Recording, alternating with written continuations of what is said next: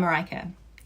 I want to share with you a little story because I know that the current state of the world is creating a lot of anxiety, frustration, sadness. And for us as business owners, what can we do to lead the change? I started my marketing career back in London in the early 2000s. I spent my entire 20s traveling the world and building my career. I only had to consider myself. But by the end of it, I was burnt out and I wanted my 30s to have a lot more meaning. So I left London, I went traveling, and I found myself in a small community on the outskirts of Phnom Penh in Cambodia, a place called Andong. I was there in 2009 and they had been evicted from their land on the riverside in 2006. They had created a slum.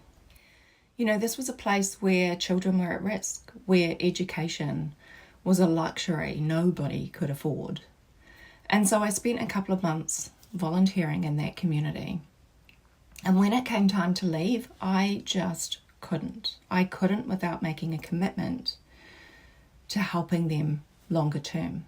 And when I looked at the partners in the village, the other organisations that worked out there, I just saw so much waste. And that's why I started Dara Children's Trust, an independent charity that still supports hundreds of families in this village in Cambodia. And since 2009, we've built 10 new classrooms in the local primary school. We've helped hundreds of children access education programs, supplemented those programs with early literacy support and supplies. We've created youth groups and parenting groups, community support, emergency support during COVID times. And now we're building a community centre that will become the hub, a safe place for everyone in Andong. All with the goal of eventual self-sustainability, all with the goal of Andong eventually supporting itself and thriving. Because that to me is the definition of charity.